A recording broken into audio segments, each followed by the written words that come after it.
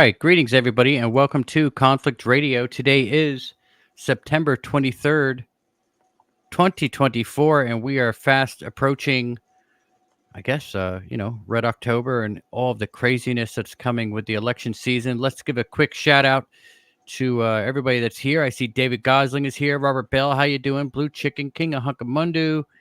Dr. Strangelove is here. Davy Jones Locker, Sniff a Bit, Will Carr, and I guess everybody else is going to join us here in a little bit. Let's give a shout out today to our guest is Courtney Brown. Dr. Courtney Brown is the director and founder of the Farsight Institute, a nonprofit research and educational organization dedicated to the study of phenomenon of non-local consciousness known as remote viewing. Doctor, thank you so much for joining us again on Conflict Radio. We've got a lot to discuss today. It sounds like just a ton of information we're going to try to get to everybody. So if we don't have enough time for the question sessions tonight, please bear with us. We do have a lot of important things to discuss. Doctor, welcome to Conflict Radio. How are you today? I'm doing great. Thanks so much for inviting me. You know, it's such a pleasure to have you on. And just to give a quick shout out to everybody, FarsightPrime.com is where you want to go. It's like Netflix, but it's remote viewing. It's a fascinating site. It really is. Make sure to check out the Farsight YouTube channel. It really is amazing, the work that Dr. Courtney Brown is doing. We're going to talk about it today.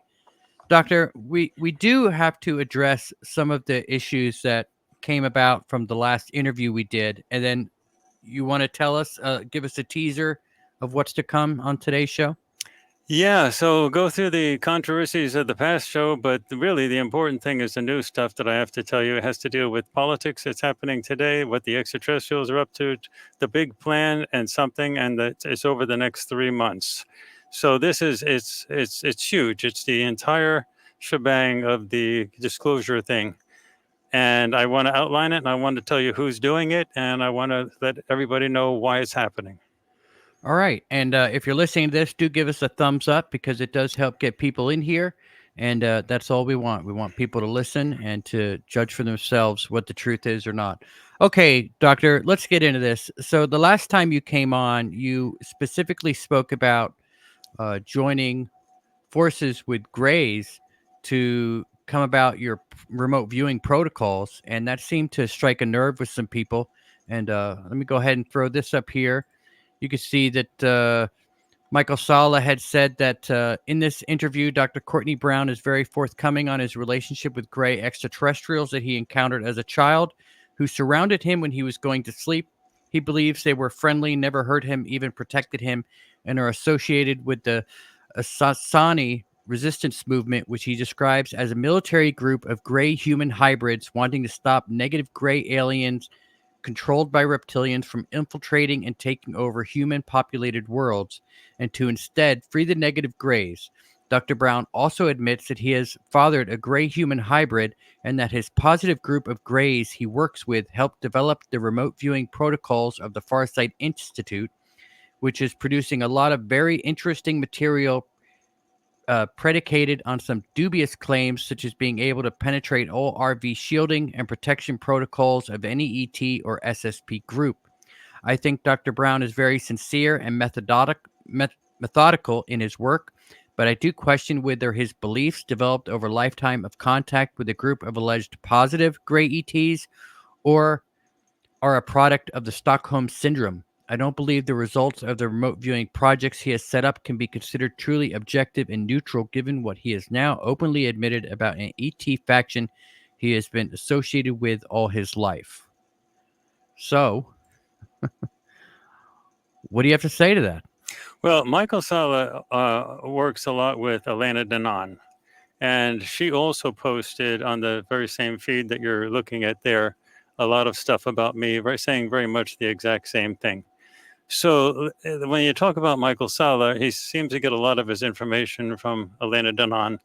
And so I have to address both because one isolated from the other is just, it doesn't make any sense. Michael Sala and Elena Danaan have absolutely no personal contact with any of these things.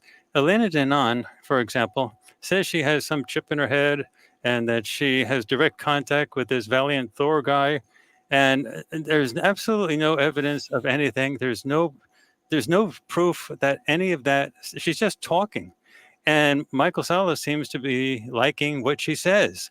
And she has an extreme bias against a particular type of physical being that they call grays.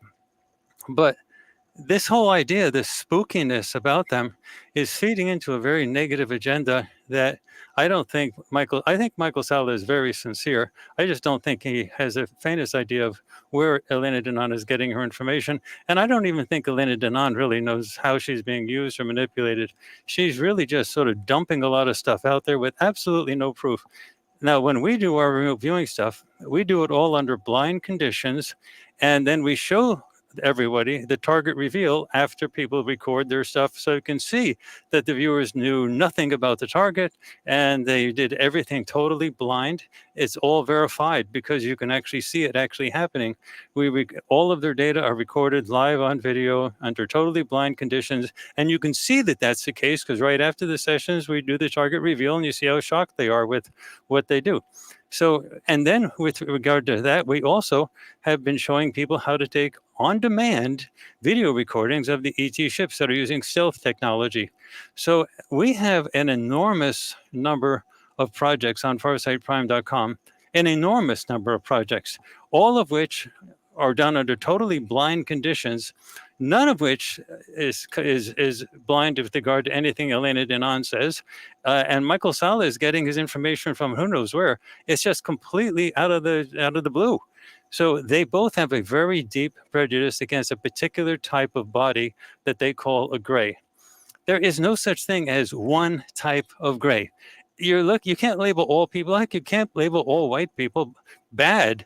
There are white people in Russia and Sweden and United States and Alaska, and they're all different types. There are good people, bad people, all different types. This is a particular genotype. They're looking at that as if this one specific type.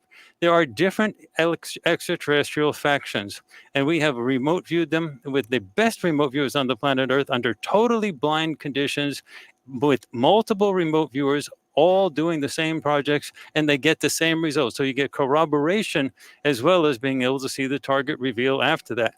That's evidence. That's hard data. And Michael Salla and Elena Danaan are just talking. It's he said, she said type of stuff. If Elena Danaan brought, any type of real data collected under any type of authenticatable conditions, we could look at it, but it's not. It's just her talking, and Michael Salla takes the whole thing, carte blanche, as just valid, where he gets his information from. What? We have to actually show people how we get our information, show them why, that we show them us getting the actual information, and then showing afterwards that it was totally under blind conditions by showing you the target reveal. So I never mention names ever. Michael Salla and Elena Danaan this is a first for me after doing this for decades.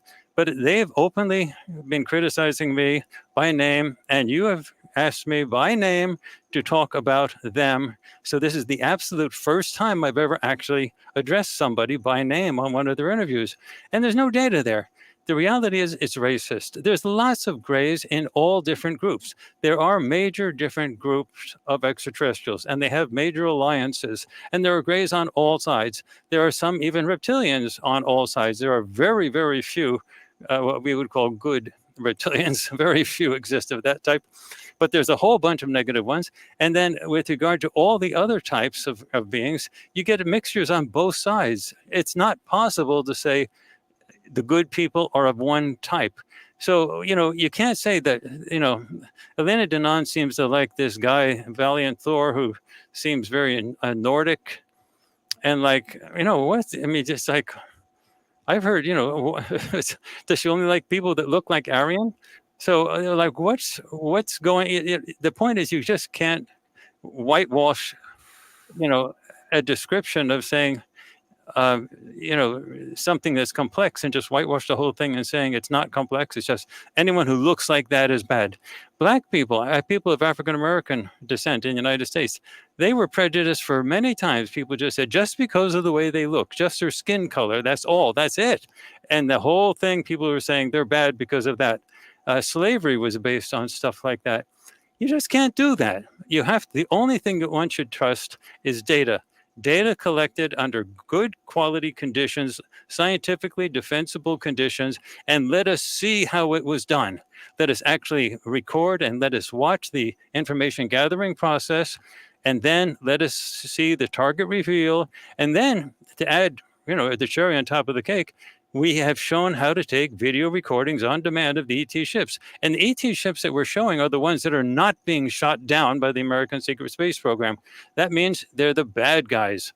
If the good guys are getting their ships shot down, those are the ones that are crashing. And then the U.S. crash retrieval program, which is not in dispute. David Grush has been talking about that in front of Congress and elsewhere. The U.S. crash retrieval program is going and getting those people and, that crash, the survivors of the crash, and the survivors of all different types.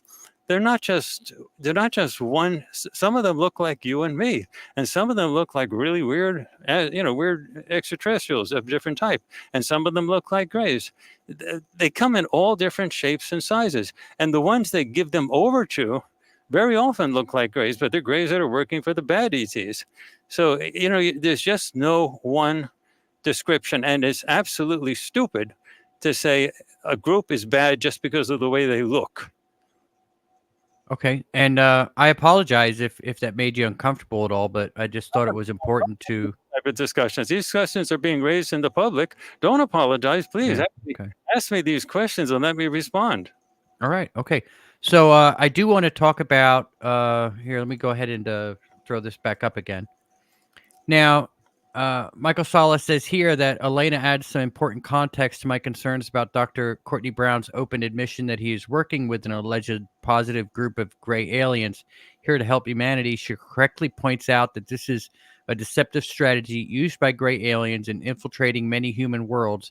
The same point was made by George Andrews in his book Extraterrestrial Friends and Foes. Danaan is also correct that Dr. Brown's contention that no RV shielding exists that could stop his RV team from intruding into the minds and craft of any ET race, including the Draco reptilians, is nonsense. I agree. This is where I believe Dr. Brown's single-blind RV protocol has been compromised by his gray mentors, who he openly admits helped him develop such protocols. I believe his RV team are allowed to enter into the craft and minds of negative alien targets and fed screen memories by those who know about Farsight, which his RV team then sincerely report. However, they've been deceived by screen memories and are actually spreading gray Draco reptilian propaganda. So about the screen memories and the remote viewing shielding, what would you have to say to that comment? We are the most advanced shop on the planet Earth for using remote viewing in any context. And we are the absolute top of the line in using remote viewing with regard to extraterrestrial topics. This whole stuff that you just read that was written by Michael Sala is just garbage. He has nothing to base that on. He's got no data to base it on. He's got nothing to say that he can actually show it where it actually comes from. I've explained before that there are different types, there are different groups. He has also communicated with me privately, thinking that, how can there possibly be, good gray aliens? And I've told them that there are two basic extraterrestrial groups. There's one group that actually works with what we call the bad ETs, and one group that works with what we call the good ETs. But on both sides, they have a mixture of genotypes. They have a mixture of different types of beings. You can't say that these are grays. Like, for example, we have been actively working with extraterrestrials for a very long time. Real physical meetings. I just got back from a real physical meeting that we had with a group of extraterrestrials. One in particular, it was a meeting, but a lot of people were there. And in that particular meeting, they all looked like you and me. They all looked human. But, I didn't see any grays at that particular time, but I know they have grays on the ship doing various things. So, but everybody at the meeting at this particular location, and we video recorded what we did with it. And we're going to be publishing it in a few days. But in fact, that's the basis of the new big bombshell type stuff I'm going to be talking about in a minute. You can't say that my friends are all grays.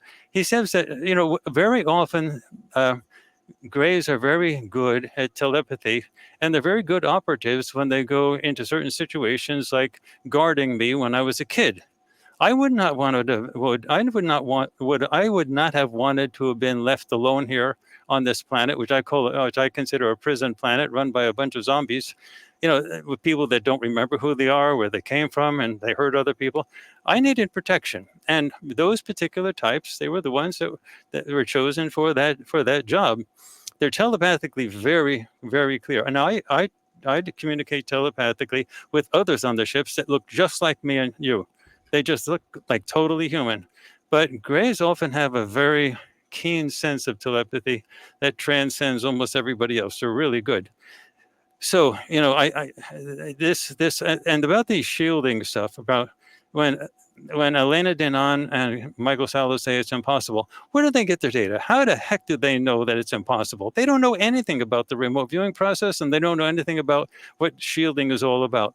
The reality is, and I've explained this, please get this, understand, Courtney Brown and Farsight we absolutely cannot break through any of the blocking stuff that the bad ETs put up by ourselves. We can't do it. The blocking stuff is very good. We need help, and we get that from our friends. Our friends, the extraterrestrials, what they have tech, really good tech that can break through any level of blocking that's attempted. This is not me doing it or my remote viewers doing it. They have tech, and what we do is when we're encountering situations where there's blocking, we go through the consciousness of one of the allies that we have, and they get us to the target. It's like a carrier wave. A carrier wave is in radio technology, but the basic idea is we ride that carrier wave to the target. And the bad ETs know that there's absolutely nothing that they can do that can stop us from getting in. If we did not have the help, we could not do it. That's how we do it. Now, you just look at the ET ships that are being video recorded all over the place. Congressional hearings are all over the place. People are talking about this stuff. Obviously, they have tech that can do this type of stuff. So for Michael Salla and Elena Danaan to, out of their own consciousness, their own highbrow way of thinking, saying, I declare that it is impossible and it cannot be done. What the heck are they talking about? They don't know anything about this. They don't know about the remote viewing process. They haven't done all the research that we have done. We are the ones that are in the field that know how to do it. And in regard to the extraterrestrials, yes, we've had plenty of contact, but all the contact that we have is not with Greys. Michael Sallas is making me sound like the only people I interact with Greys. I was at a whole weekend meeting with the extraterrestrials. I didn't see a single Grey. They all were like people like you and me. It's just stupid. Which ones were you with? We're going to go into that after we get through this scuffle. And trust me, this is the first time ever I've ever addressed people by name. But Michael Salla has been on my case about this for a long time. I typically ignore it. Elena Danaan, who's been on my case about this for a long time, I typically ignore it. I love both of them. I think they're really good. I think they're totally deluded on stuff like that. They're talking like they know something when they don't know something. There's no data that backs it up. It's just he said, she said stuff. And then they can say, well, so-and-so said, well, that's the point. What do you mean so-and-so said? What's the actual data? All of our data is recorded blind, and we video record when we actually collect the data. So you can see all of our data. And then we show the viewer getting the target identification afterwards. And so you can see that they knew nothing about the target and the project when they did this stuff. And then you look at a collection of remote viewers, like 3, 4, 5, and they all have the same stuff.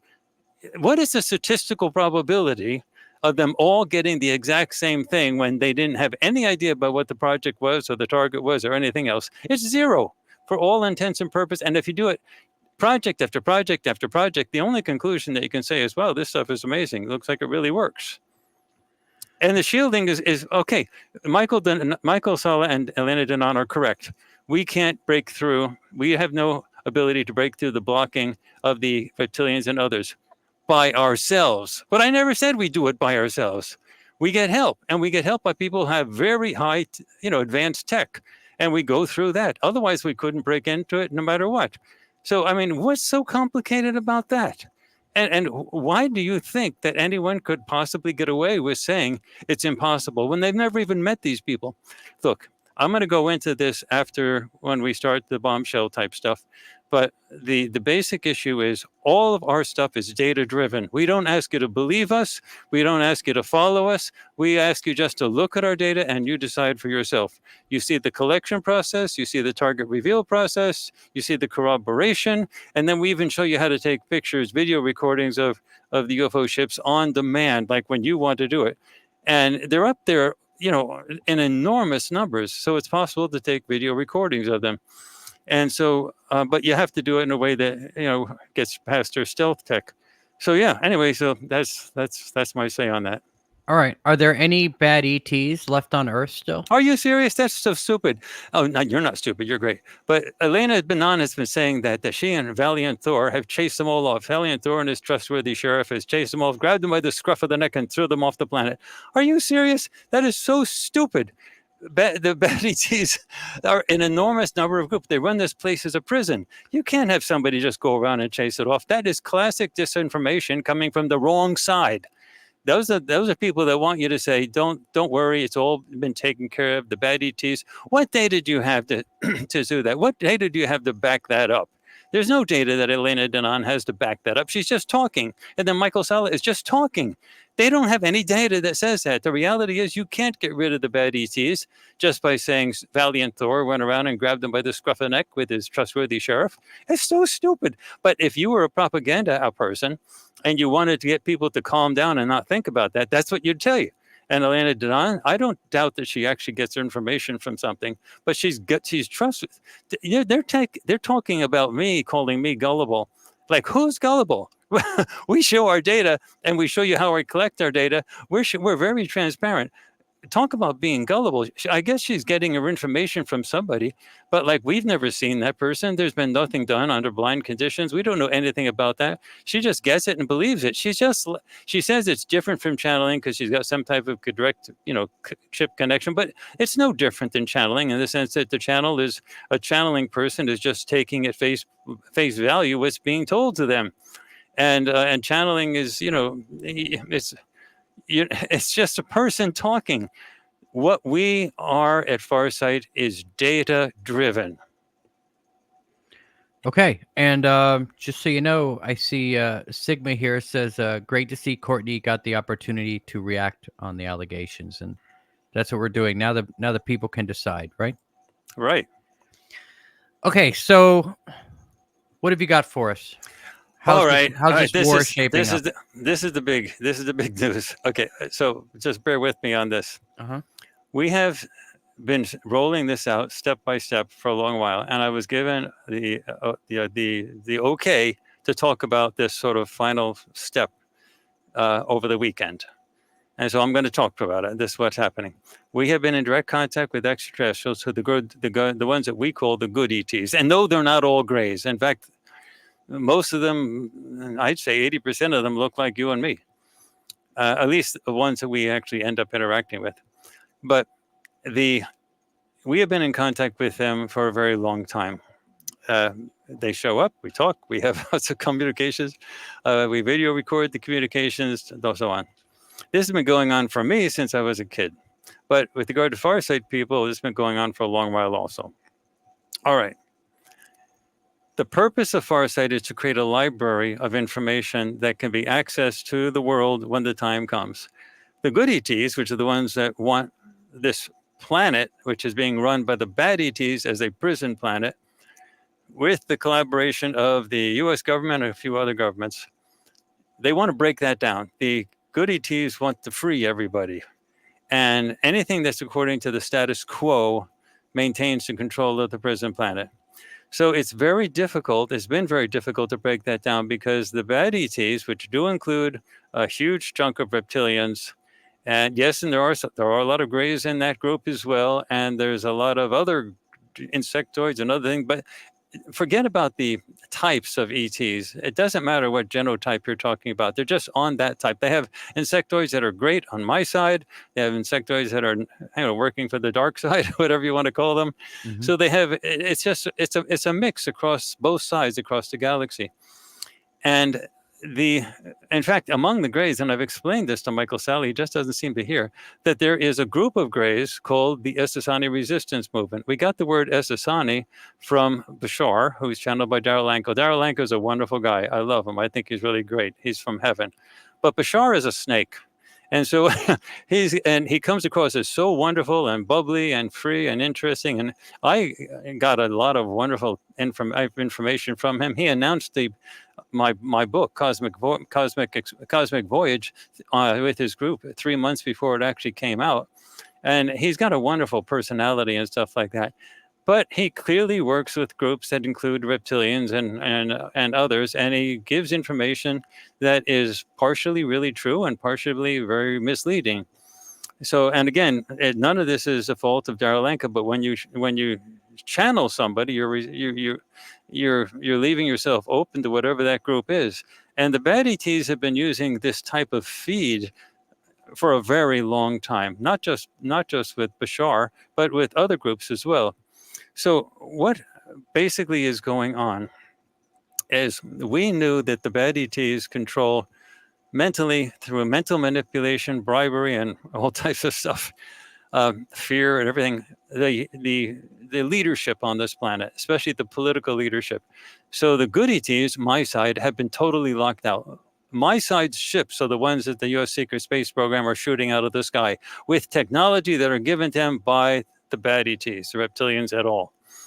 So that my group has been wanting to free humanity from this prison. This is the bad ETs basically operate this prison as a source of human trafficking that is beyond proportions to anything that you can imagine. This is a huge, they're not interested in the minerals or the plant life. They're interested in the people.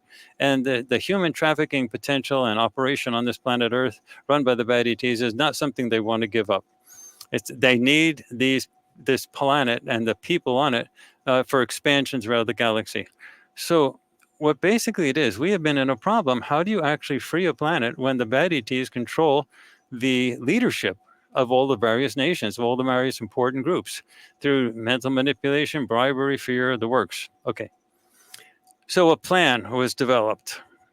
Now, if those of you who are interested in science fiction may have read the book by Isaac Asimov called The Foundation. Now, the first 3 books are called the Foundation Trilogy. And there was a mathematician, social scientist called Harry Seldon in the book. And he developed a mathematical theory called psychohistory. And it's based on the law of large numbers. So here we are, the good ETs, having a difficulty freeing the planet because all that we can't get at we're totally locked out to the leadership.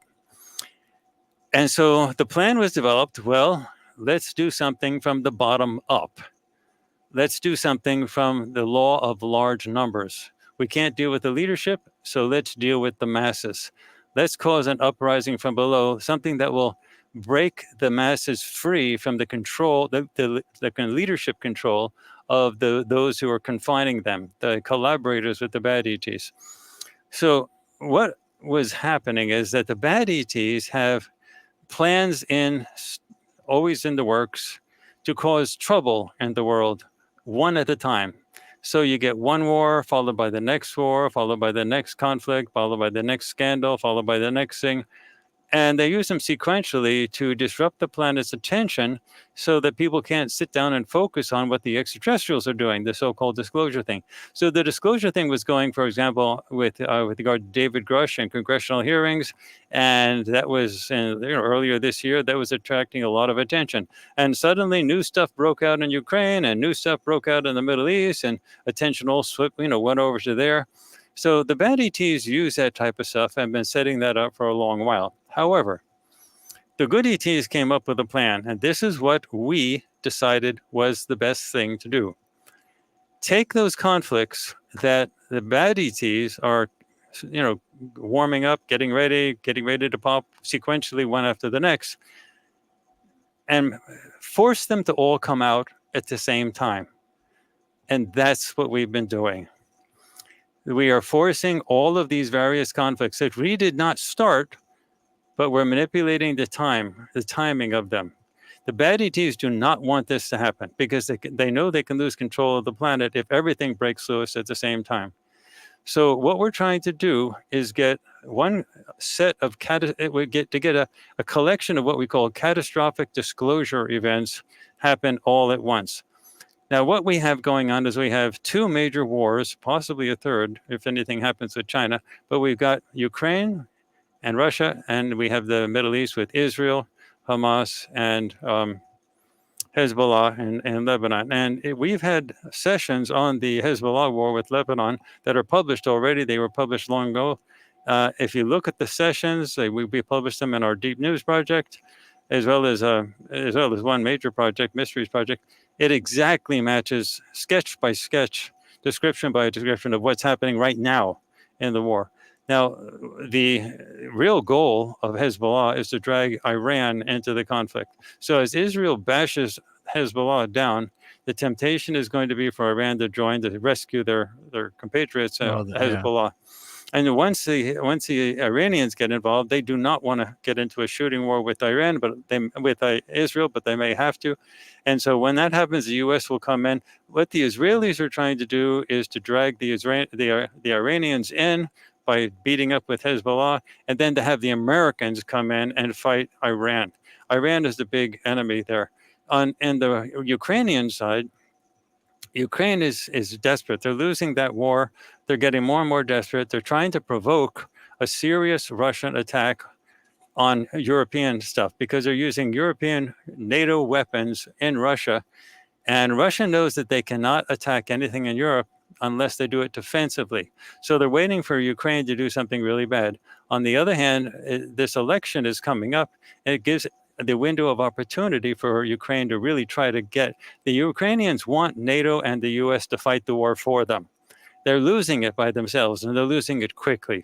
So they need to get NATO and actually, and not just to send weapons, but to actually engage in the war, to take over the fighting with Russia. When something like that happens, Russia is going to strike deeper into Europe. And then you're going to get essentially World War III, both in the Middle East, and you're going to get it in Europe as well. And these things were originally scheduled from the bad ETs to happen at different times, one after the next, not to happen all at the same time. And then there's the American situation. The American polarization is unprecedented. So what we have is extreme polarization, and that has been ramped up by the good ETs. So what we're actually seeing is this polarization is going to create, if all goes well, extreme levels of agitation after the election. So before the election, we have what we predicted before, which is the escalation of the Israeli conflict with Hezbollah. We're expecting that to get much worse. And now we're expecting something else to happen on the Ukrainian side. That'll be much worse. That may spill into Europe. And then we have the American elections. So Zelensky, president of Ukraine, as well as Netanyahu, they both want to play the election card. They want whatever is going to happen with the American resources to happen before the election, because that's the only time they can absolutely guarantee that the Americans will throw the kitchen sink into supporting them. All right. When the election happens, you're also going to get civil disturbance. And I'm not talking a little civil disturbance. I'm talking about countries shaking down to the ground, civil disturbance in the United States. It's a possibility that the military may even fragment, with different groups going with one person versus the next. So it's not going to be stable. And what you're also getting is the possibility of a collapse, an economic collapse, such as the collapse of the dollar. If in fact you have World War III going on in Europe and the Middle East, and then you have complete instability on the streets in the United States, and you're talking about major fighting. We have actually a project called the post-election aftermath, and we see huge levels of fighting, and you can actually see that on FarsightPrime.com. You can watch it. So the expectation is America will simply start to completely crumble. Now, this is not a bad thing, because what's going to happen is the only way disclosure is going to happen, it's going to happen if the powers that be get knocked off their rocker and can't actually control the situation anymore. Now, listen, this is absolutely key. The American situation, we're looking at 3 different disclosures. The first disclosure that we're expecting to happen is the assassination of John F. Kennedy. We're expecting that to be the first thing that is released when the disclosure stuff actually happens. The second thing is what actually happened at 9/11. The whole American story of what happened with 9/11, that's going to come apart. And then the next thing is UFO UAP disclosure. You get the Kennedy, 9/11, and UFO disclosure happening at the same time that World War III is going on, and the political polarization of people battling it out in the streets in the United States, that produces a level of chaos that the bad ETs cannot control. And when they cannot control, that's the only possible way to free the planet. Don't say, oh, I want it to be stable. I want it to be calm. I want it to be free. No, you're in a prison and you say you want everything in the prison to be peaceful. You want the guards just to stay there. No, you have to break the walls of the prison down, and then you'll be free, and then you'll see how bad the situation was. Now, a good friend of mine showed me a clip of Bashar just the other day. And Bashar was, and this is a recent clip, Bashar was asked by a member of his audience, a female, and asked for some political, asked to give some political advice. Bashar, about the election that's going on. Bashar paused seriously and very pensively said, well, we're not allowed actually to involve ourselves with politics, which is crap. All the extraterrestrials involve themselves with politics. There's no group that doesn't do that. Okay. So, but if you must, we have been allowed to say this one thing, making it sound like it's going to be a small thing. And then Bashar said, if the female wins the election, you will get essentially continuity, and it will move in the direction of open contact. Sounded really good. People smiled. But if the male wins the election, that will be the end of the United States, and there will be World War III. And everyone shook up. Okay, now he didn't say that the male would cause World War III. But the point is, first he was saying he's not allowed to get involved with political stuff. And then he was blatantly telling people who to vote for. It was just crazy. And then in the same clip, he was saying that the reptilians aren't all bad. In fact, they have feelings too. And when you say you're afraid of them, they feel hurt. What a crock of crap that is. Reptilians are designed genetically so that they don't have, they're warrior species, genetically engineered.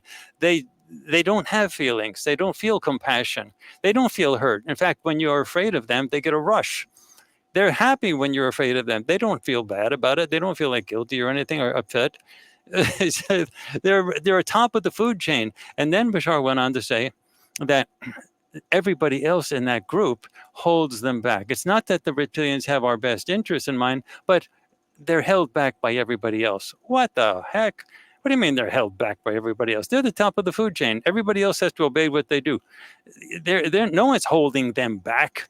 And, but it makes it good sounding for the audience. So the audience says, oh, okay. So what we want is one person. If you vote for that one, you're going to get stability, peace, calm. And if you vote for the other person, the male, which would be, of course, like Donald Trump, you're going to get World War III and the end of the United States. Okay. So then you have to say, so he's giving blatant political information, blatant political advice of the strongest caliber, and then of the strongest magnitude, rather. And then he's openly saying that he works with reptilians and that they're not so bad. I mean, you just get one lie after the next, but he makes it sound as if it's happy, as if it's peaceful. And then he makes it sound as if you want to keep the status quo. You want to keep something that has open disclosure in it. There is no calm open disclosure. There is only a prison system run by very authoritarian fascist extraterrestrials. And there's no good lining to that. The only reason people can think that this is calm and they want to say it is because they don't know everything that's going on. Now, please listen here. This is important. All I am saying is my side simply wants people to know the truth. That's all we're saying. We're not trying to control people. We're not trying to force anything. We're just saying end the secrecy. And we had to come up with a plan that would allow people to finally know what actually is going on. So when you actually see everything come to, when the blankety blank hits the fan over like the next 3 months, when you hear this happening, there's one thing I want you to say. Watch this interview. Look at me in the face. It was us. We did it. We had everything. They were going to get those crises anyway. There was no way to get around them. We didn't set them up, but we engineered it so that they happened all at the same time. So we were the ones who had them all happen at the same time.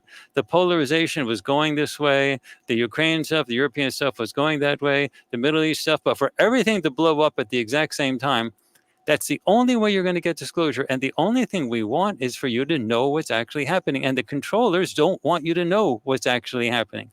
So when Bashar says clearly that he wants people to support continuity, what he's saying is we want the prison system to be intact and for you to support the continuation of the prison system. And they definitely do not want radical change. So that's what this plan is all about. And it's all about the law of large numbers, like with psychohistory. This is the Isaac Asimov Foundation Trilogy stuff. You can have the bad ETs are really good at manipulating individuals. But individuals can't stop the law of large numbers. They can't stop the masses. So what we have been trying to do is to create a situation where the masses respond. And that can't be controlled by the individuals. They're pawns in it. They get washed away.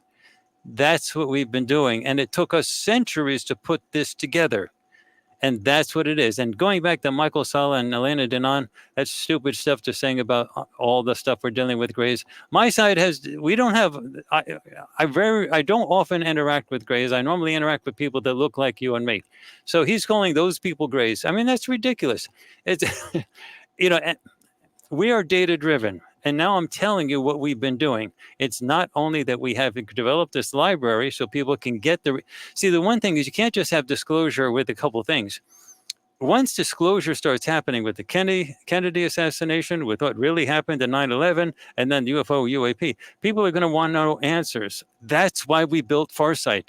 That's why FarsightPrime.com is the thing that everybody should be watching. All those projects. It's a zillion projects explaining the entire history of humanity, and all the stuff that the bad ETs have been doing, the good ETs have been doing, and you get to see it all corroborated with multiple remote viewers and so on. Now, I'm sure Michael Salla and Elena Danaan are going to be listening to this and want to furiously post responses and stuff like that. They've been doing that for the very longest time. This is the very first time I've addressed the crap that they're dishing out. So this is what I'm talking about. They do it all the time. I never respond by name, but this time I actually did. And with regard to Bashar, again, I'm never criticizing Daralanka. He's the nicest guy on the planet Earth. But this Bashar guy is very, very clever. And he makes it sound so seductively wonderful. But the reality is you need chaos right now. You need a disruptor right now. You need things to go upside down. And secondly, you need to realize that there really is a prison operating on Earth, and the walls of the prison will collapse if disclosure happens. The only thing we're saying is tell the people the truth. Is that such a bad thing? We're just saying tell the people the truth and let the cards fall as they will. All right. So honestly, how bad is it going to get? Bad. I mean, I see. I've told my friends over the next 3 months, don't spend anything. Like if you have, this is not the time to buy a new boat. This is not the time this is the time for you should be saving your money. And if nothing happens over the next 3 or 4 months, we lost.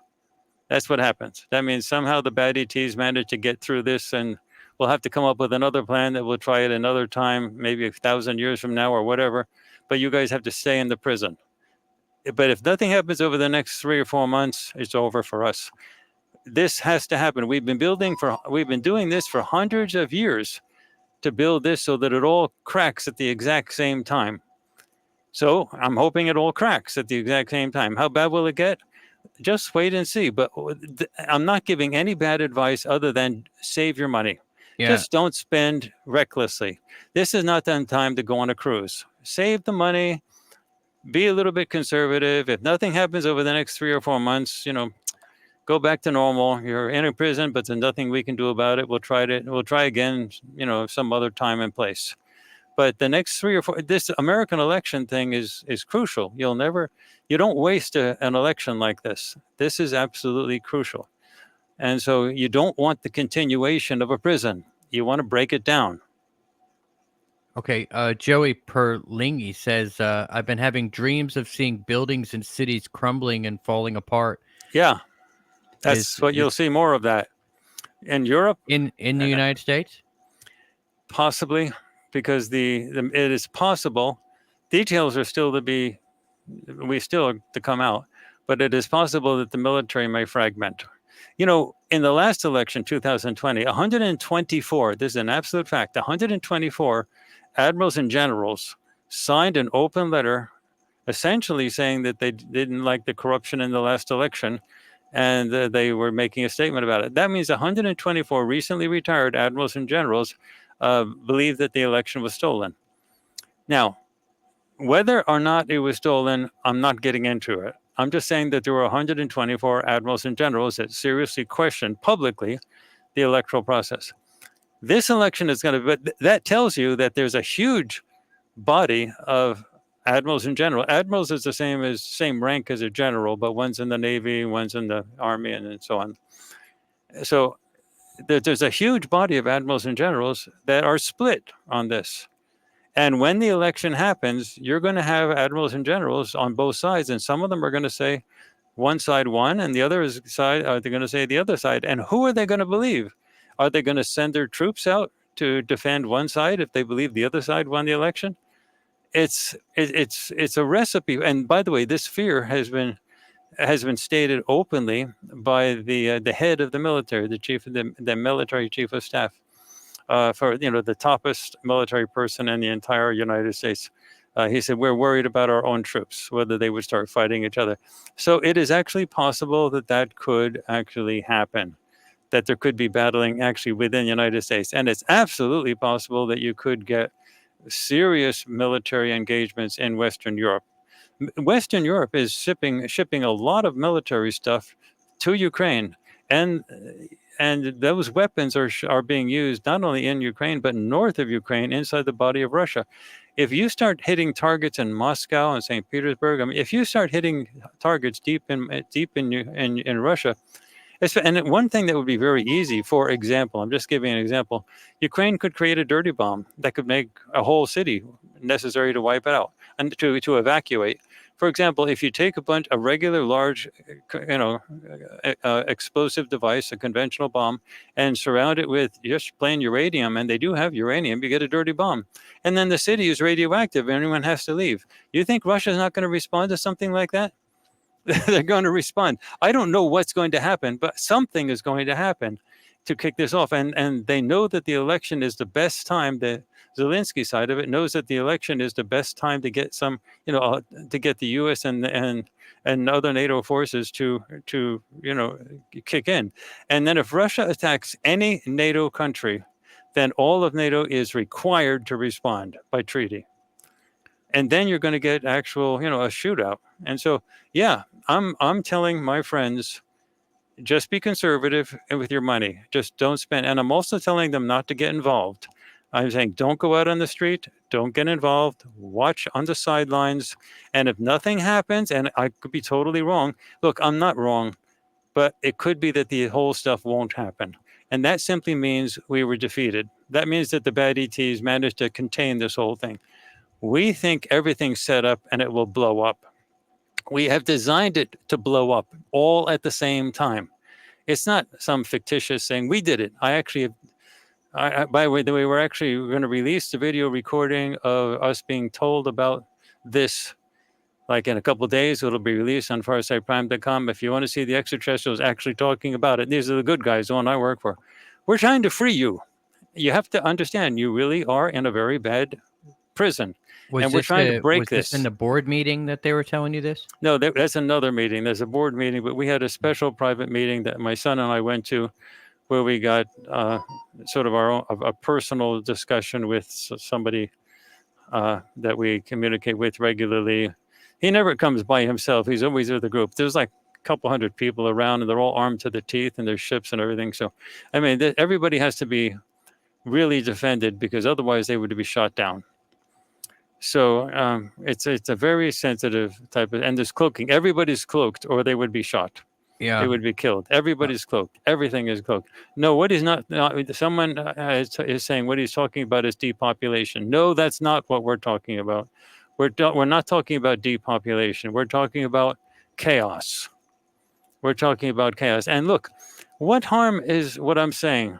If it happens, it happens. I'm just telling you, if it happens, now you've heard who got it to happen all at once. We did. We got it to happen all at once. It was going to happen anyway, but they were going to string it out over like a decade. So you have one crisis after the next, after the next. So we've forced it so they all happen together, coinciding with the American elections. It's polarizing the whole country. And the idea that we're working now with the law of large numbers. And we've been working with the masses for a very long time. Remember, we're totally shut out from the leadership. We have no access to the leadership, no access to the president or anything like that. But with the masses, we've been seeding information to Hollywood scriptwriters for decades. And you've got a lot of scripts and movies that came out because the scriptwriters just woke up in the morning and said, hey, I got a great idea for a new movie. And you get Star Wars, Star Trek, you get the Matrix movies, you get all types of movies coming out that got people accustomed to the idea that there is such a thing as extraterrestrials and galactic conflict and battling, and as above, so below. That's what it is. We've been doing it for a very, very, very long time, and it's all coming to a head now for the next 3 months. So the only advice I'm saying is don't waste your money for the next 3 months. Keep it in the bank. So you're talking about from like October to January? Oh, no. I'm talking about something much bigger than that. But you said 3 months, so like October, November, December. Yeah. The real kickoff is the American election. You're going to see the Israeli Hezbollah stuff build up and before the election, and it already started. We gave our predictions for that before the actual thing started, and now it's actually started. And when we do our predictions, we do it on video so everyone can see. And then what happened is the kickoff actually started, and it's looking exactly, the Israeli attacks on Hezbollah and Lebanon is looking exactly like what the remote viewers said. And then the sketches are exactly right and everything. So Mike Rotunda is saying, what should we do? I've just told you what to do. Just don't waste your money. Keep things in the bank, and just watch. And just don't get too excited. If something happens, it happens. You'll be able to watch it. Just don't get involved and don't waste your money, because you may need the money. If you have a collapse of the American dollar, for example, you're going to need your money. You don't want to squander it. You don't want to have nothing in the bank when you do things like that. I've got friends who have jobs that work in the entertainment industry, for example, everything, waitresses and stuff like that. I don't know what they're going to do, but I'm telling them to save their money. And if nothing happens over the next 3 or 4 months, all right, let me ask you this. What do you think is going to happen? Everyone in the audience, just listen to me. Yeah. Do you think that the next month and a half through October is going to just sort of chill out and be okay, and people are going to, and then the election will happen, and whoever loses the election will say, oh, shucks, that was a close one. We'll try again in another 4 years. Does anyone in your audience think that is a possibility? No. Yeah, I heard everyone, it's going to be a big scare event coming. Not a single event. The whole place is going to go crumbling down. No matter who wins the election, and this is the other thing that Bashar said that was such a hunk of crap. He was saying that if you vote for the woman, you'll get stability and it'll go towards open contact. They don't want open contact. They've been talking about that for decades, for a long time. If they wanted open contact, they could have it tomorrow. What they have is stealth technology hiding the ships. And it was us who showed you and you can watch them on my Instagram page. There's lots of examples, Courtney Brown Farsight, and also on our website, farsight.org, we have complete descriptions of how to set up the cameras in order to actually make your own video recording. So you don't have to believe me. You can. We have a cottage industry now of people who are getting their cameras, modifying them so that they can record in infrared and at high speed rates, like 120 frames per second. And they're saying these things. They're actually recording them and showing people, and they're posting them up on social media. So we're not asking you to believe us. Like, that's the thing about Elena Danaan. She just wants you to believe her. What the heck? I'm not asking you to believe me. What I'm asking is just listen to what we say. We're showing you the data. And once you see the data, you make up your own mind. And we are free will people. If you want to stay as a prisoner in this planet, oh, okay, hey, my hat's off to you. You can do it. They can say, we believe in your free will. But who in their right mind actually thinks that there'll be nothing consequential after the election? You see how the politics. Do you, everybody in your audience, listen, everyone in the Conflict Radio audience, pause for 1 second. Do you think that whoever wins the election, that'll be the end of the story? If you do, we've got some swampland to sell you. I mean, nobody believes that. So we have been trying to get that to happen. We want that to happen. It's not a bad thing. It's a good thing. What you're going to get is conflict. You're going to get chaos. And then you have World War III essentially starting in Europe with regard to the Ukraine and the Middle East stuff. As soon as Russia starts attacking Western Europe, then people will say, okay, that's World War III. But it's actually already started also. And as soon as Iran gets involved in the Middle East stuff, defending Hezbollah, then the U.S. is going to be attacking Iran, and then it's a shootout. Well, then you got China going into Taiwan. Well, and you that got, hasn't started yet. Poland's already talking about going into Belarus. That's possible. That it could tumble out into that stuff. China, if they're going to try to take Taiwan by force, they're never going to get a better opportunity than now.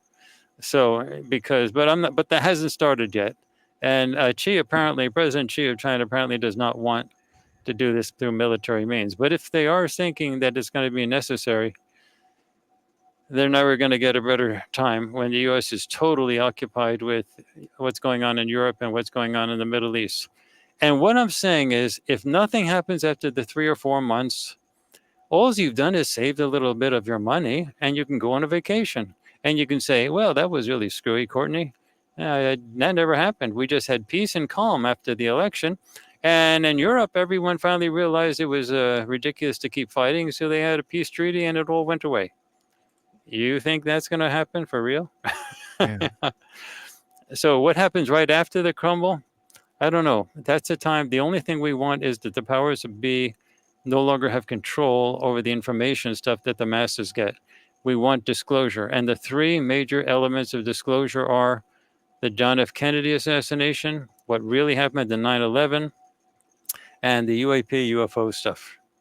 Those 3 things. And it's not, the UFO stuff is not, does this mean we're not alone in the universe? No, we're talking about full disclosure. What the U.S. government has been doing with the extraterrestrials that they've been working with for all these years. It's not, do they exist? It's what have they been doing? That's the disclosure. So do you think there'll be a nuclear exchange?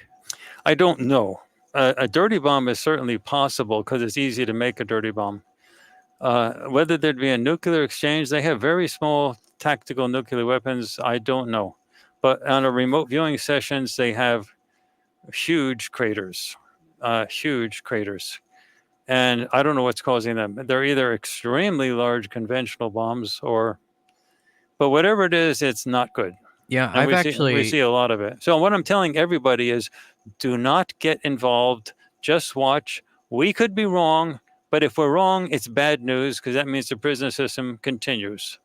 But if we're right, you heard it from us. And I want to say we've had a long rollout for this information, slowly putting it out. All the information about the extraterrestrials, everything that they've been doing, how remote viewing works. We teach remote viewing. We have free remote viewing educational resources out on FarsightPrime.com. We've got everything ready to go for the public to see. The only thing we're asking people is to look at what we have, and we're being honest. We don't want secrecy. We're telling you what we've been up to. We've been up to causing a mass uprising across the entire planet. And if it works, it works. And if it doesn't work, well, then we failed. But So we're looking at people the law. We're looking at the law of large numbers because we have been totally shut out of the leadership. So we're looking at the law of large numbers to win this thing. All right. So we're looking at so we need large numbers to get out, right? So you're saying don't stay home. You need you need large numbers to circumvent the control of the people who are who are pulling the strings, both the negative extraterrestrials as well as the politicians that are under their control.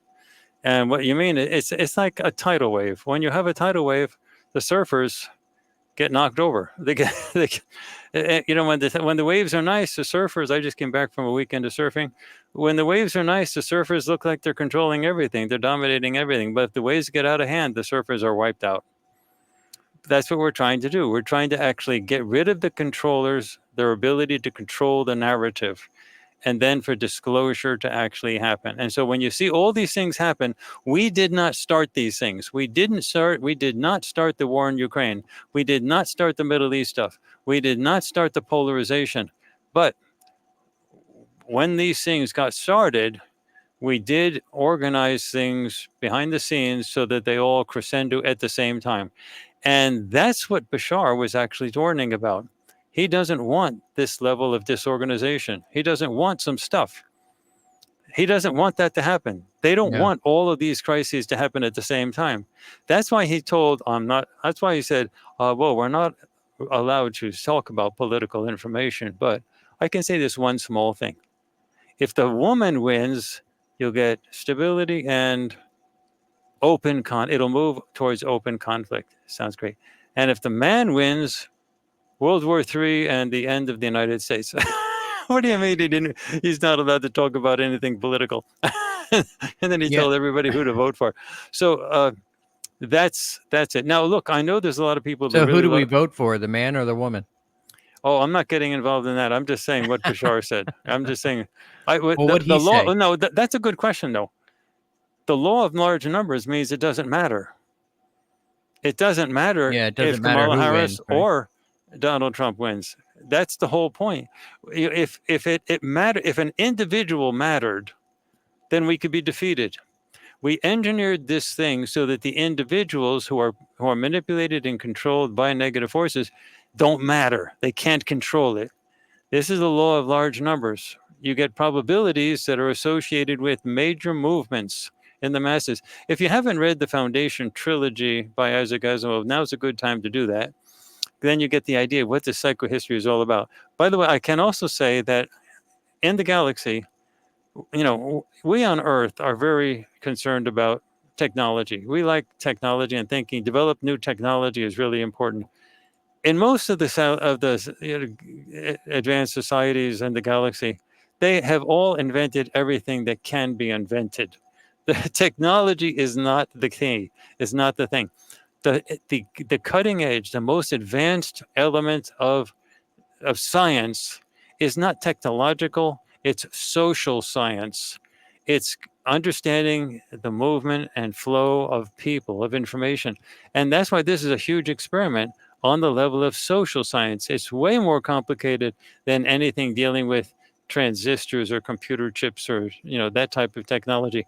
That's why Isaac Asimov's The Foundation trilogy is a set of novels of social science, not technological science.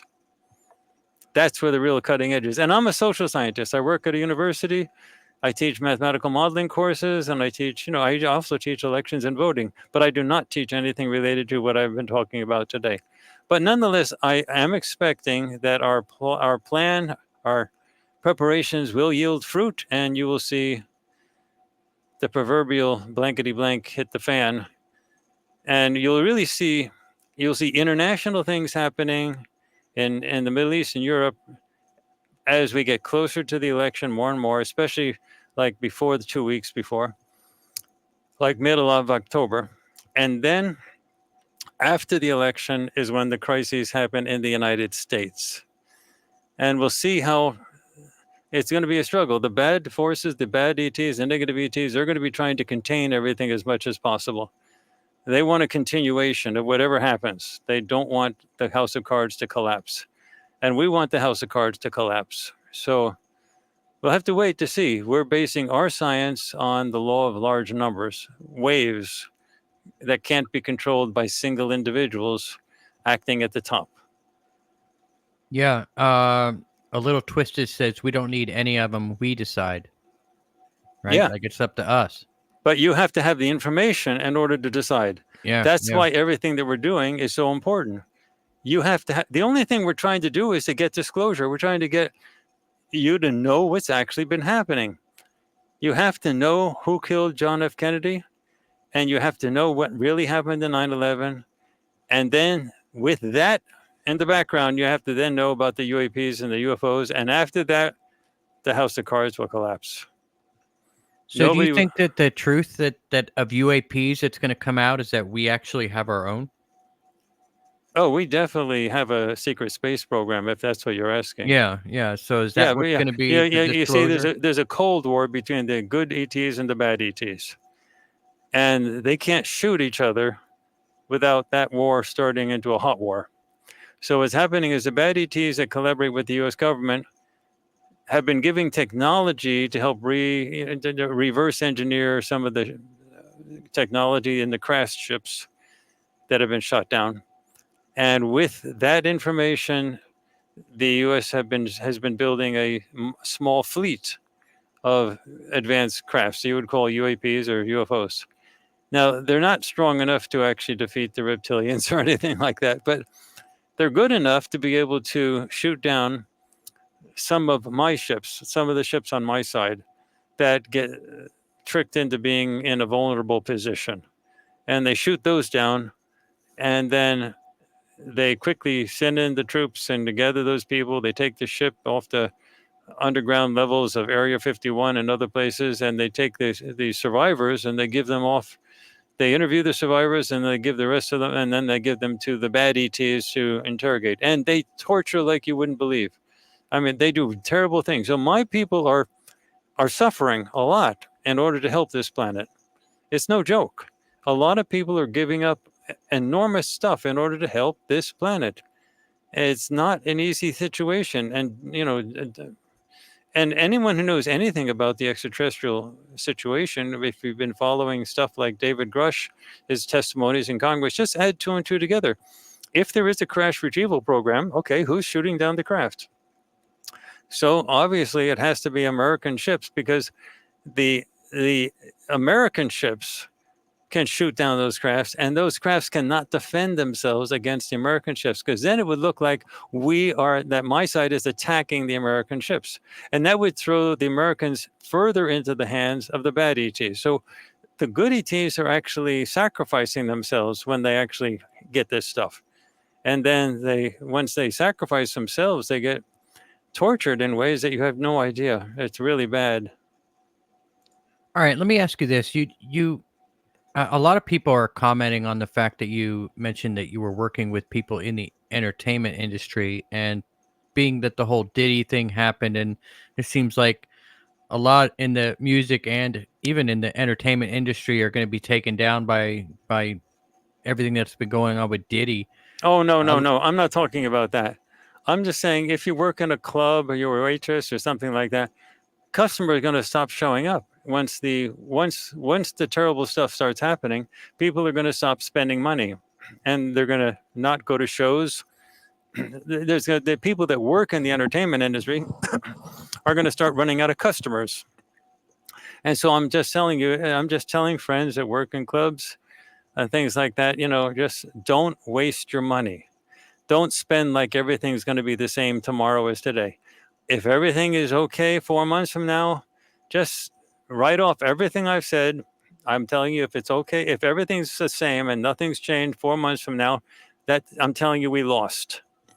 And if we lost, just go back to, all you've done is you've saved a little extra money, and you have a little extra money in your bank account, and you go on a vacation. So what's the harm in that? Yeah. Yeah, no, I agree with you, but maybe the bank's not the best place to keep that money, right? Just don't spend it. If you spend it, it's gone. Yeah, spend it on silver or something and bury it in your yard. I worry a lot about, all these people that say buy gold, buy gold, buy gold. When Yeah. we know the government can go door to door and take everybody's gold if it's a national emergency. So Well, I'm not getting into the specific sort of strategies for, um, for saving things, or I'm not getting into doomsday prepper stuff. What I am saying is that we have been planning on this to happen, and we helped cause this to happen. If you have one crisis after the next in a sequential form, nothing really collapses. My side is the one who's responsible for all these things happening at the same time. We tried to do it. We're doing that now. We built it up. So if you're asking who did it, it's my people. We did it, and we did it on purpose because we have no influence with the powers that be. We have no influence with the major governmental leaders. This is our shot. This is our shot at trying to free you guys. And so, that's it. all right. So yeah. So what good comes of it if everything goes to crap and nobody has electricity, nobody can charge their phones, and nobody has the capability to get any of this disclosure information? Do you think the No. disclosure? Do you think that We those? timed this. We timed this at a point where the technology for information transfer is well established. We couldn't do this 100 years ago because we couldn't do it 500 years ago. We had to do it at a point where the internet and Starlink is up. So we are assuming that there will be no, and we couldn't wait. Also, you can say, well, why do we do it now? Why don't we wait in 4 years? Because censorship is getting worse. Now is the best window of opportunity. The further you go out in time, the more YouTube is, cutting off people's channels, demonetizing, kicking people off, deleting videos. Facebook is deleting posts. TikTok has started to delete things. So the further we go out in time, the more the censorship is going to get worse. So we didn't have the option to go later. So we have to take advantage of this particular time that coincides with this particular American election, which is going to be tumultuous. So we had to do it now. If we waited, there'll be greater levels of control. So you will have access to the internet. You will have stuff happening. They're not going to shut that off entirely. 4 or 5 years from now, the censorship stuff will be deeply entrenched. Okay, Mike is asking, yeah, but if nothing happens, then it's actually worse, right? Yes. If nothing happens, then my side lost, and you're back exactly where you are now. No change, everything's stable, and all those people that say you're going to get gradual open disclosure, open conflict. I mean, not open conflict, open contact. They're just lying to you, and you're stuck. And we lost. That's what happens. But we think we have a very good shot at winning this, of doing this. So you just said in 5 years the censorship's going to be completely entrenched. It's going to be worse than it is now. And 10 But years but from if now, we it'll but be. if we win, then that won't happen. Oh, if my right? side wins, then everything's open. Then all the censorship breaks down. So what happens if we win? If we win, it'll be a new age of open disclosure, of people talking, people knowing the truth. And then the leaders will then, and at that point, let me bring up Elena Danaan's crazy stuff. Her valiant Thor isn't chasing anybody off the planet. They can't get rid of the bad ETs. But if my side wins over the next few months, there will be a shift from the Cold War between the two ET factions and the Hot War. And there will be a battle. And at that point, the bad ETs will be chased off. And Valiant Thor will have nothing to do with it. It will be a battle. It'll be a shootout. And everybody will see it. You will see it. I will see it. You just have to go out. You'll watch it. It'll be the two sides facing off. And then, with full disclosure, the bad ETs are going to be in a situation where their normal tricks for controlling a planet, which is all based on secrecy and lies and deception, that won't work anymore. So they can't use those tricks to control planet Earth anymore. And then what will happen is they'll say, we have a planet that we can't control. It's a write-off. And we have a possible major hot war with the what I call the good ETs. And at that point, the bad ETs will withdraw because they don't want to, they're not stupid. They're not going to want to lose personnel, ships, and resources to fight for a planet they can't control anymore anyway. So you can't rescue the planet unless you have disclosure. So the crises that we're facing over the next 3 or 4 months have to happen, or the bad ETs continue to control everything.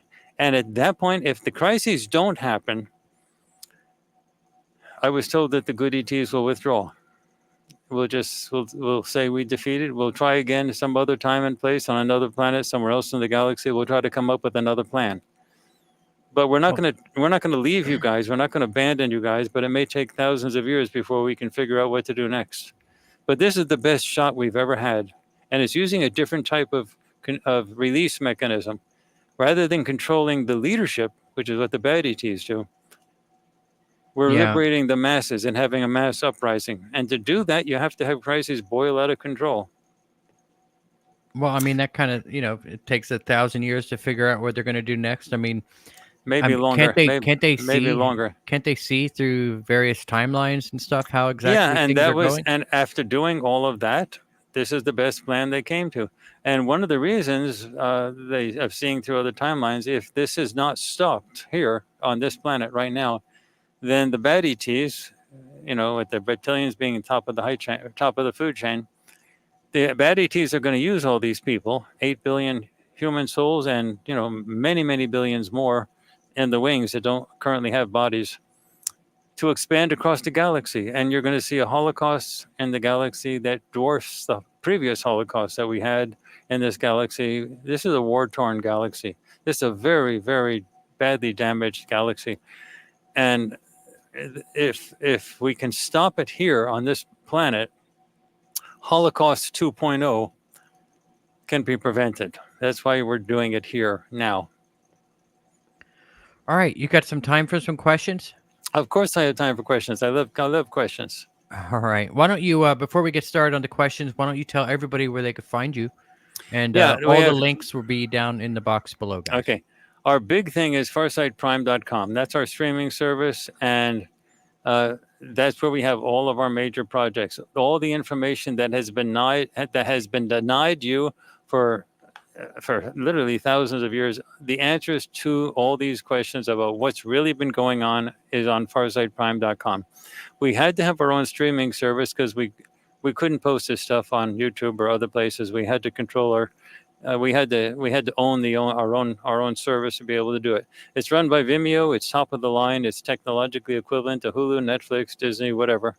So it's first class all the way.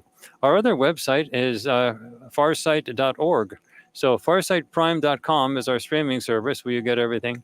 Farsight.org is our website where we have a lot of printed materials dealing with the process of remote viewing, and we have a lot of information about what we actually do, including how to take video recordings of UFOs. So then for those people who want to just see some videos of UFOs and you have your phone, you can go to my Instagram page, Courtney Brown Farsight, all one word, Courtney Brown Farsight, all one word. And look down the list, and you'll see a whole bunch of video recordings of UFOs, some of which are really unbelievable. But we shot them with our own cameras on demand when we wanted, and there they were, and we edited and we put them up. And what we're trying to do now is get other people to do the exact same thing, following our methods. You have to shoot in infrared, and you have to shoot at very high frame rates, like 120 frames a second, in order to see these things. Because these ships typically travel over 20,000 miles an hour. That's 32,000 kilometers an hour. So if they're flying at that speed, you can't pick them up on a regular camera. So you have to use a fast shutter speed. A fast frame rate. Yeah, all that information we covered on the I believe it was episode earlier on. So those three things. FarsightPrime.com, FarsightPrime.com, farsight.org, and my Instagram page, Courtney Brown Farsight, Yeah, and I also have your YouTube channel link down in the description box below, which so is people simply the can word go. Farsight. Yeah, people can go subscribe. Okay, so a little twisted asks, Courtney, are you double blind or single blind in RVs? Okay, that's a very interesting question because so many people ask about it, but it doesn't relate to us. That's awful. That's actually raised a lot by people who come out of RV studies way back in the old days, and they still talk about things. Are you double blind or single blind? And for us, it doesn't even relate because being double blind means that the people that are in contact with the remote viewers don't know the target either. So the remote viewers are blind to the target, but also the people working with the remote viewer doesn't know the target either. That's what double blind is. But that doesn't even relate to us. And a lot of people say, oh, you're not doing double blind. I say, that's so stupid. It doesn't relate because we don't have other people interacting with the remote viewers. Our viewers do their work by themselves. So what you have is you have people doing their work on video solo, and we when they do they often start out their sessions, solo. They do the work. There's nobody who actually is interacting with them. Now we have some situations which we do use where we have not a monitor that has is guiding the session, but we have what we call an interviewer. Now, and that doesn't happen with all of our sessions, but some of them it does. And what an interviewer is, and we've published this description in our farsight.org content about the SRV process. An interviewer is necessary when you need to get a lot of information about a target, and you can't get it from the remote viewer in one session without telling them what to do next. Meaning, if they go in, like when we did our 9/11 projects with Dick Algar and Daz Smith, they did all their sessions totally solo, one session at a time. So they would do a session and get some information. And then I'd look at the session and I'd say, okay, now expand upon this that you have on page 9. And I would give them an email, say, expand upon that. And they'd have to do another session. And on the second session, I'd say, okay, expand upon this that you have on page 20. Okay, and then I have to do another session. And then I look at the next session, and that went on for like 3 or 4 months before we could finish the project. So that takes too long, and we can't do the projects that we have if it takes months and months just to complete a single project because you're doing one session after the next. And then you have, at the end, we had at the 9/11 stuff, we had like 9 or 10 sessions for each, for Daz and Dick, and it was just, they were really getting upset and stuff like that. So we have what we call an interviewer for some of our situations. And an interviewer is someone who watches the session take place over a Zoom call. So the video for the person that's watching the session is turned off. So the remote viewer can't see the person. And the audio is often turned off. But when they have gone as far as they can go, they describe what they see there. Let's say they have a house in the desert, but they need to go into the house, but they don't know that you're supposed to go into the house. So then the interviewer can then intervene at the very end and turn on the audio for a second or just for 30 seconds, for like 5 seconds and say, okay, move into the house and continue. And then the audio goes off again. So it's a way to keep the remote viewer going one stop after the next until it's all done. And our movement exercise are typically written in terms of focuses. So we have a target script that's being followed, and they're supposed to go through various focuses: focus 1, focus 2, focus 3.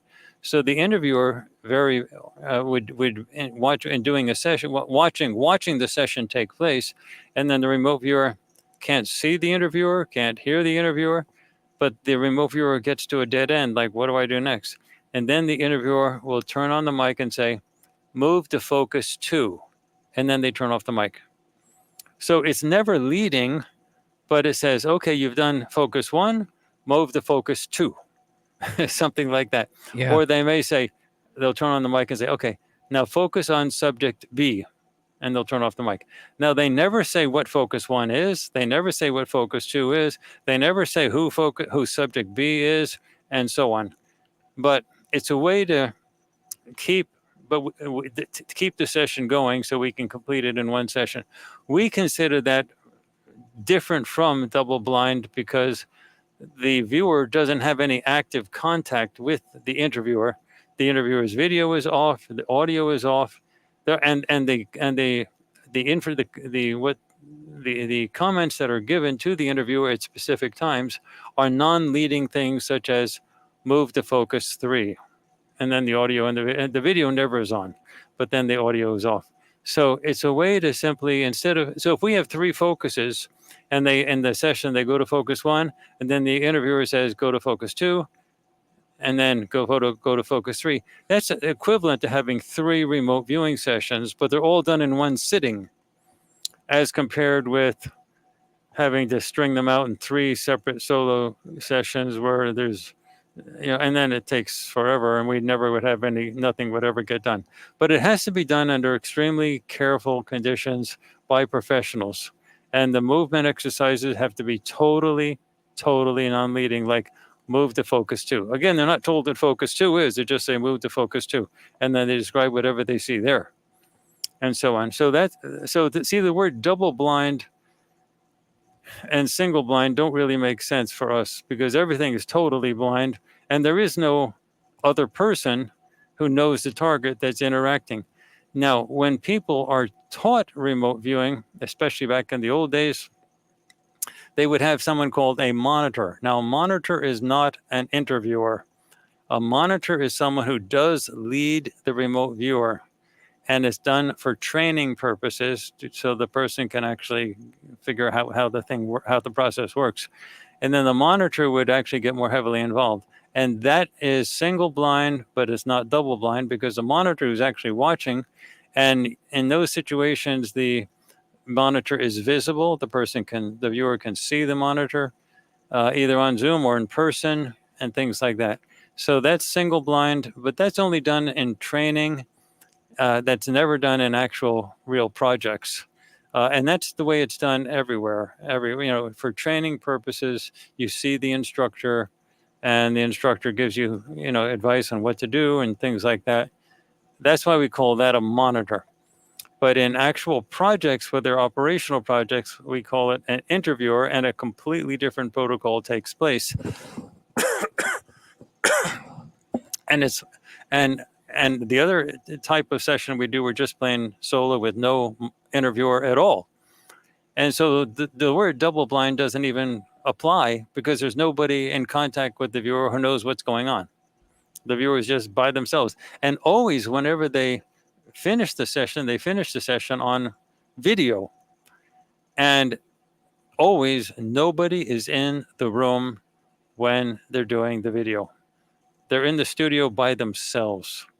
And after they've done this thing, they notify people that they can come back into the thing, but they do everything solo, completely solo. And there's nobody in the room. So that's not double blind. That's beyond double blind. That's like, it can only be double blind if people are in the studio who are watching it and leading it. But if the people don't even exist, then the word double blind doesn't even make sense because double is meaning another person and there's no other person. Does that make sense? Yeah. Okay. David Gosling wants to know, has anyone RV'd Tartaria? And if so, where did the population go? No, we have not done that, but it's always been curious. I've always wondered if that's something we should try. Okay. It's a good question.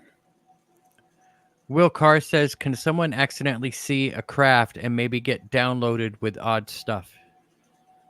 What do you mean, get downloaded? Do you mean like, can something get into your head? Yeah, I guess so. Yeah.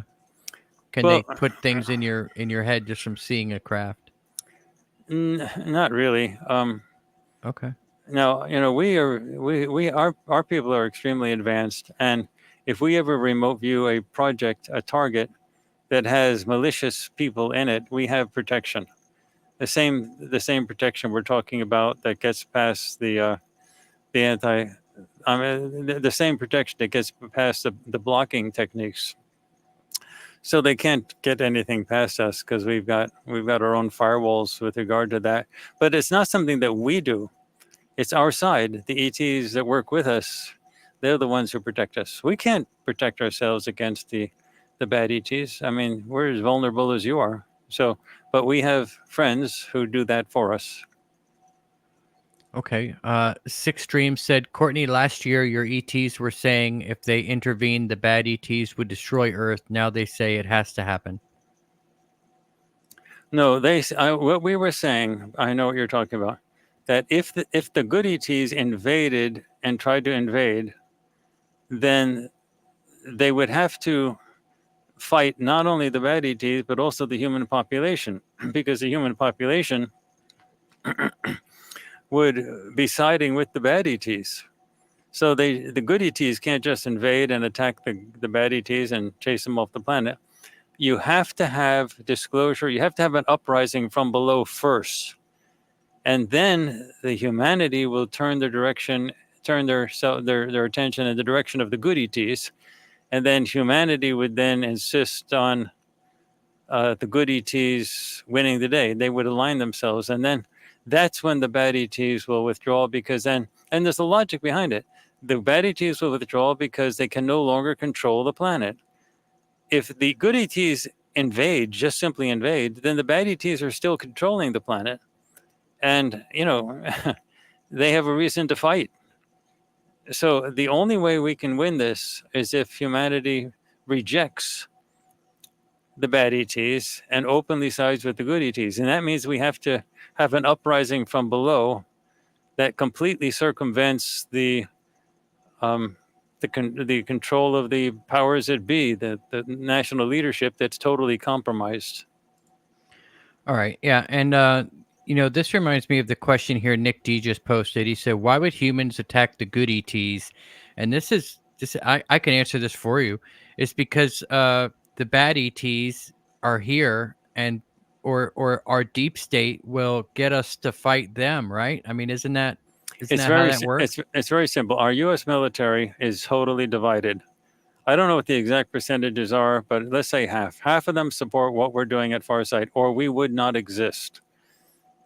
Get that straight. We would not exist if we didn't have allies, human allies in the U.S. military. But let's say the other half is working with the bad ETs. And, and you can also see this in the congressional hearings. People like David Grush, or who's the other guy that just came out? You're talking about the new guy that's Yeah, just announced Alessandro he's or writing a something book? like that. His name is slipping, but I'll remember it in a second. Well, especially, let's look at David Grush. Everything that he has said is said with official clearance from the Pentagon.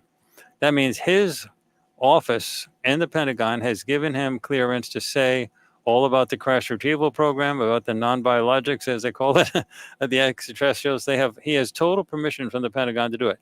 Now, there's other office in the Pentagon, after David Grush speaks, the other office says, we don't know anything about that. There's no extraterrestrials. We don't know anything about it. There's no evidence of any alien life anywhere in the universe. So obviously, the Pentagon is split. You get half of them saying, go ahead, David, go do some congressional hearings, and the other half saying, no, there's nothing there. And that's coming out of the same building. So the military is very split. So what has happened is the side that's aligned with the bad ETs are getting technology, and military people, they love tech. They love military tech.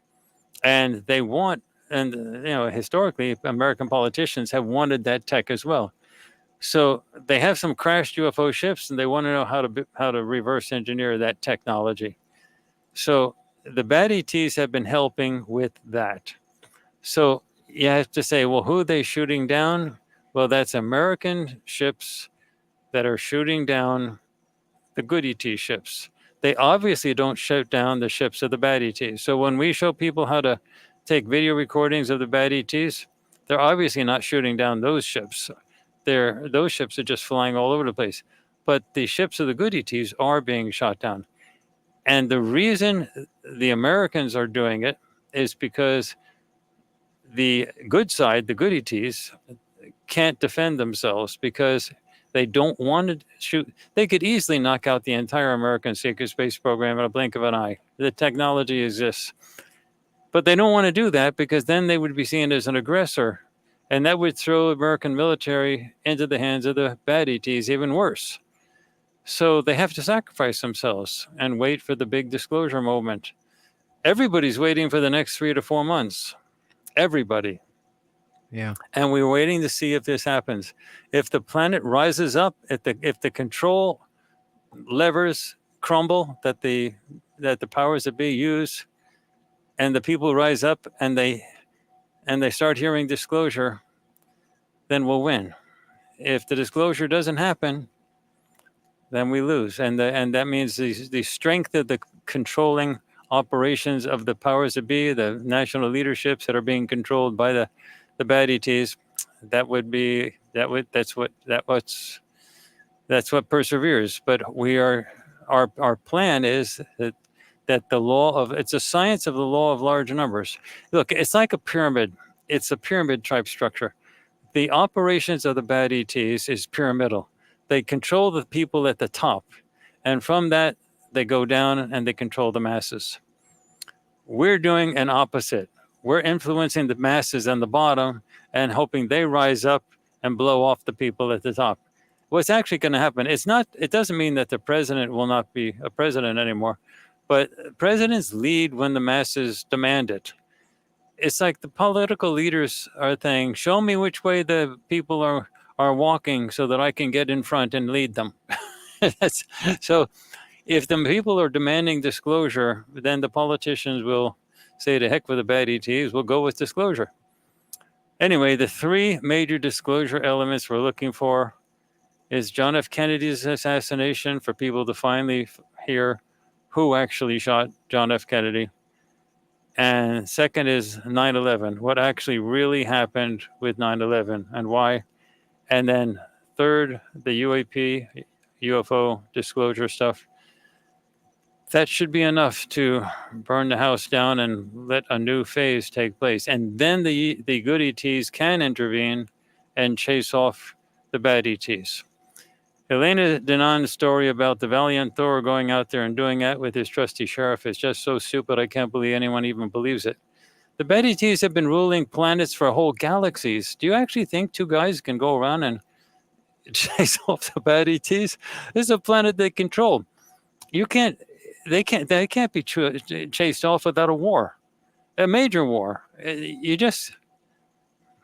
That's like saying you can go into Russia and chase off all the Putin people just by having somebody go in there and chase them out of the Kremlin, like you're spraying a house with bug spray. You can't do that. So the idea that we're cleaning out these dumbs now as we speak, that's not happening. No, that's not happening. All right. The bad ETs are entrenched. They have underground bases. They have all types of stuff. This idea that they're being chased out and we're invading the underground tunnels and stuff like that, that's all Elena Danaan crap. Where does she have any evidence that that's happening? The bad ETs are thoroughly entrenched. That's it. You just imagine anywhere. If that was actually happening, don't you think you'd see shooting? Don't you think you'd see people shooting it out in the skies? Yeah. I mean, just be reasonable. You can't have stuff like that happening and not see it. That would be major conflict. The bad ETs are using the American secret space program to shoot a few ships down that are run by the good ETs. And when that happens, that's all the shooting that's going on. So the big shooting between the bad ETs and the good ETs has not even started. That won't even happen unless the disclosure happens. And if the disclosure thing happens with all the chaos, then you'll see it. If that doesn't happen, then you'll never see it. The good ETs are not going to have a military confrontation with the bad ETs unless the disclosure thing becomes real.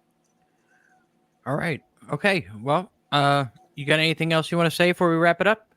I mean, that was really a lot. So you know who to blame if the blankety blank hits the fan. We've been engineering this thing. So this is new information. I've never actually told people that we are responsible for all these things happening all at once. We did not create the crises, but we are manipulating them so that they happen at the same time. We did not create the polarization in the United States. We did not create the Middle East stuff. We did not create the Ukraine stuff. But we are involved in getting them all to happen at the same time to hopefully bring down the house of cards. The only thing we're trying to do is to loosen up the powers that the powers to be have, so that disclosure can happen and people can be told the truth. And again, we're talking about three basic things. You start out with the John F. Kennedy assassination, then you go to 9/11, and then you go to UAP, UFO stuff. And it's And got to then be quick, right? Like all three kind of I'm boom, boom, telling, boom. they haven't told me exactly, but the idea in the whole thing is the law of large numbers. It's supposed to happen quickly. Okay. So I'm telling people, just save your money for the next 3 or 4 months. And if nothing happens, and it may be that nothing will happen. It may be the election will happen and everyone will say, okay, well, that solves that. But wait, we'll try again in another 4 years and everything's calm. Okay. So if that's what happens, then that's what happens. Yeah. But if you, I don't think that's going to happen.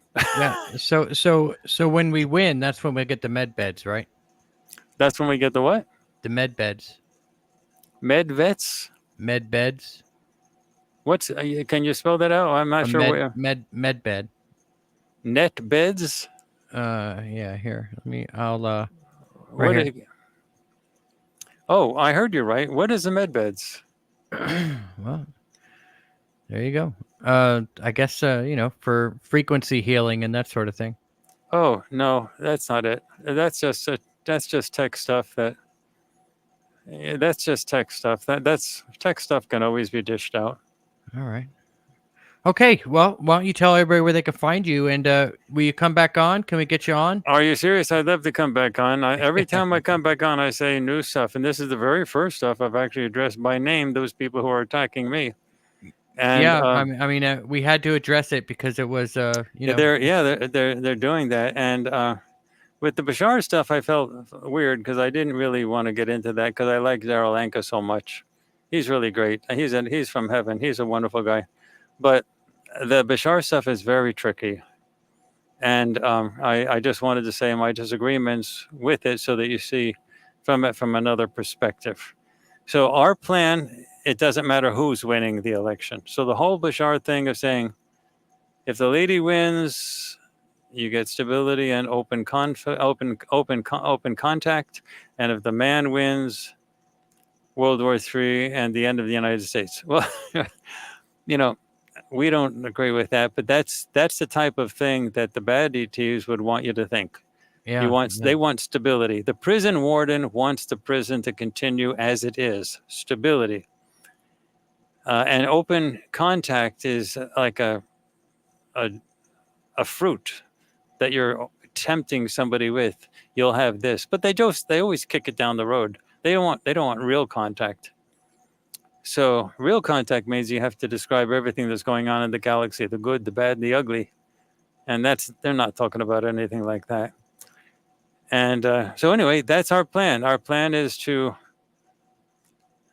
have this window of time be chaos like you've never seen it before. And with that, you'll get disclosure. And I don't know if it will work. Nobody really knows if it will work. It's based on the law of large numbers. We think it'll work. I think it's a genius plan. It's the only way to do it because the bad ETs control everybody at the top. But this is the way to have the uprising from below. Yeah. Let's see if it works. And if it doesn't work, the only thing I've told people in terms of practical terms is just save your money. Just don't waste your money over the next 3 or 4 months. Yeah. No, And is that going to hurt anybody? That's like good housekeeping advice. Just don't waste your money for the next 3 or 4 months. And then if nothing happens, just go on vacation and spend the money. And but if something does happen, you'll need the money. Yeah, I mean, winter's coming. It's time to nest it up anyway, right? We'll see. Get your nest ready, guys, because like you said, it doesn't matter who wins. I mean, our plan is. See, we can't control the individuals at the top. Yeah, So if it's you gonna read get bad If regardless. you read Isaac Asimov's Foundation trilogy with psychohistory, it's all based on the law of large numbers and watching the flow of movements in the galaxy. It's not based on the individuals doing things. So the individuals are really not completely relevant to what actually happens. So the law of large numbers basically states that Bashar is totally wrong about this. It doesn't matter who wins the election. You'll get the same result either way. Yeah, it's gonna get crazy. That's what we're thinking. That's what no, actually say that's what we're hoping. We've worked for this for hundreds of years.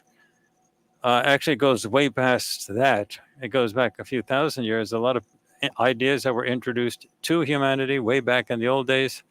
Um, they have their role to play now, and they've percolated through society for hundreds of years and thousands of years, and now we are in a situation where we finally have the internet working, and censorship over the internet is not firmly established. So now is the window in time for this to happen. I mean, can you see the logic behind this? Yeah, yeah. Before this, there was not a sufficient internet presence. Censorship is starting to happen. If we wait much longer, it's to the control. The people at the top can control the information that the people at the bottom get. So this is the window. All right. And real quick before we go, did you ever look into or ask your friends that you work with where the base exactly is near Huntsville, Alabama? Oh, no, I never did find out anything about where a specific UFO base is. Yeah, yeah. See if you can't dig into where the base is at around Huntsville, Alabama, because we're really curious out here, and we can get eyes on it if we can get some even just a general location. We can get real eyes on it. Yeah, it's interesting. But we do know that Area 51 has many layers, many levels down Yeah, below. So if you yeah, want to know a specific place, there are bases all over. There's yeah. underground stuff Yeah. everywhere. But under Area 51 is one specific place, and there's many layers, levels going down. Um, so that's one area that people know about, and that we have done many remote viewing sessions on that particular area. See, the thing about Area 51 that's so good is we definitely know its location, and we can target it and go down. So that's really good. Um, with the Huntsville, Alabama situation, we don't know the exact spot.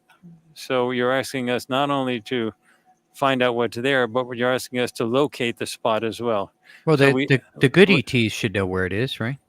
yeah, but they want us. The thing about Farsight is we are totally human. We were born human. We were raised in the human educational system. We had human parents. We have to show that we can do this as humans. So they're not just giving us all that information. That we have to make the discoveries ourselves. All We have right. to we have to show all of humanity that we can do it, and not just be given it. And so that's what the whole issue of Farsight is. All right. And people are all over the galaxy watching this, and they want to know, can they do it? If we can do it on Earth, then anybody can do it. All right. So there you go, guys. If anybody has any idea where that base is near Huntsville or at the Alabama, Mississippi, Tennessee state line, just shoot me an email, info@conflictradio.net, and let me know where it is. Courtney, thanks so much for coming on. You hang around for just a second so I could talk to you for a bit. We'll get you scheduled again to come back on. Sure, that sounds great. All right, guys, that's going to do it for us. Make sure you're subscribed and you like the video. Share it so everybody can watch it. It's important information. I think we all need to get it out there. And just remember, guys, we will be back Thursday with Lily Nova. We'll be here Thursday with Lily Nova. So tune in for that one. Check that out on Thursday at 7:30 Eastern. Until next time, everybody, batten down the hatches and be safe.